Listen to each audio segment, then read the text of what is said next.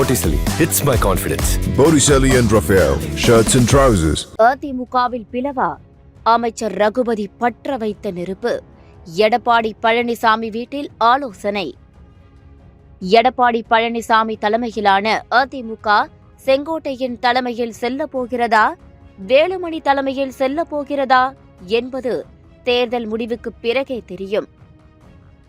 ஏற்கனவே ஜெயக்குமார் கூட எடப்பாடி பழனிசாமி பதவி விலக வேண்டும், அதற்கு செங்கோட்டையின் பொறுப்புக்கு வர வேண்டும் என்று சொன்னதாக செய்திகள் பத்திரிகைகளிலேயே வந்துள்ளது. அதனால் அந்த கட்சியில் மிக பெரிய பிளவு உண்டாவதற்கான வாய்ப்பு இருக்கிறது. அதனை நாங்கள் செய்ய மாட்டோம், பாஜக செய்யும் என சட்டத்துறை அமைச்சர் ரகுபதி பற்ற வைத்த நெருப்பு கடந்த 2 நாட்களாக தமிழக அரசியல் களத்தில் தீயாக பற்றி கொண்டிருக்கிறது. அமைச்சர் ரகுபதியின் கருத்துக்கு அதிமுகவில் இருந்து பலத்த எதிர்ப்பு கிளம்பியிருக்கிறது. இந்த நிலையில் இந்த விவகாரம் குறித்து தீர்க்கமான முடிவு எடுக்க வேண்டும் என கூறி சென்னை பசுமை வழி சாலையில் உள்ள எதிர்க்கட்சித் தலைவர் எடப்பாடி பழனிசாமியின் வீட்டில் முன்னாள் அமைச்சர்கள் SP வேலுமணி, OS மணியன் உள்ளிட்ட முக்கிய தலைவர்களுடன் நேற்று ஆலோசனை நடத்தினர்.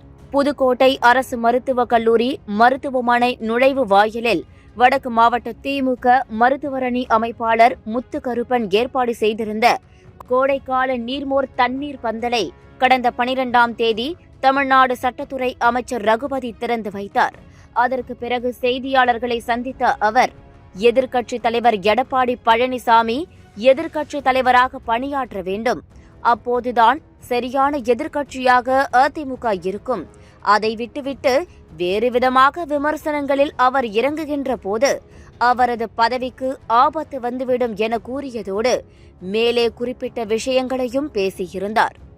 முன்னாள் அமைச்சர் செங்கோட்டையன், SP வேலுமணி கட்சியை பிளவுபடுத்தப் போகிறார்கள் என அமைச்சர் ரகுபதி தெரிவித்த கருத்து அதிமுக வட்டாரத்தில் மிக பெரிய அதிர்வலையை உண்டாக்கியது. இந்த நிலையில் இந்த விவகாரம் குறித்து முன்னாள் அமைச்சர் செங்கோட்டையன், எனது 45 ஆண்டுகால அரசியல் வரலாற்றில் இதுவரை நான் நேர்வழியில் சென்றுள்ளேன், இது மாற்றுக் கட்சியினருக்கும் தெரியும். ஆனால் சட்டத்துறை அமைச்சர் ரகுபதி தெரிவித்திருக்கும் கருத்து கண்டிக்கக்கூடியது. பொது வாழ்க்கையில் இருப்பவர்கள் எப்படி வாழ்ந்து கொண்டிருக்கிறார்கள் என்பதை புரிந்து இது போன்ற கருத்துக்களை வெளிப்படுத்துவதற்கு முன்னால் சிந்தித்து செயல்படுவதுதான் அவரை போன்ற அரசியல்வாதிக்கு ஏதுவாக அமையும். என்னை பொறுத்தவரை மாற்றுக் கட்சியினர் குறை சொல்ல முடியாத அளவுக்கு 45 ஆண்டுகால வாழ்க்கை பயணத்தில் நேர்வழியில் சென்றுள்ளேன். அதிமுகவுக்கு என்றைக்கு சோதனை வந்தாலும் தூணாக நின்று செயல்பட்டுள்ளேன் என்றும் விளக்கம் தந்திருந்தார். அவர் மட்டுமல்லாது முன்னாள் அமைச்சர் RB உதயகுமார் இந்த விவகாரம் குறித்து பேசும்போது, 2 கோடி தொண்டர்களை கொண்டு வலிமையுள்ள இயக்கமாக அதிமுகவை வெற்றிகரமாக எடப்பாடியார் நடத்தி வருகிறார். இதை பொறுக்க முடியாமல், இதை எதிர்கொள்ள முடியாமல் வாய் கொழுப்புடன் சிலர் புரளி பேசி வருகிறார்கள். வாய்க்கு வந்ததை உளறி வரும் பைத்தியக்காரர்கள் போல பேசி வருகின்றனர். அதிமுகவில் இருந்த பொழுது அதிமுகவின் பாலை குடித்துவிட்டு தற்போது திமுகவுக்கு சென்றவுடன் அங்கு அதிமுகவிற்கு எதிராக விஷப்பாலை கக்குவது மிக பெரும் பாவ செயலாகும்.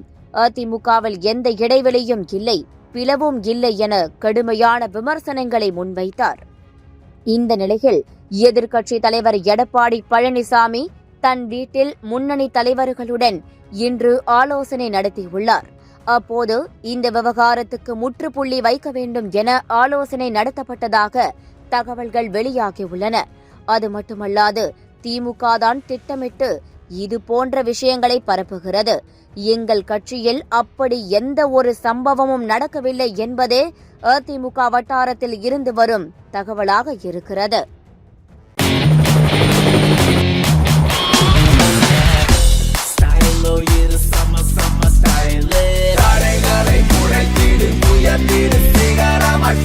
ஃபிட்டான Botticelli இருந்தா கான்ஃபிடென்ட்டா என்ன வேணாலும் செய்யலாம். Botticelli hits my confidence.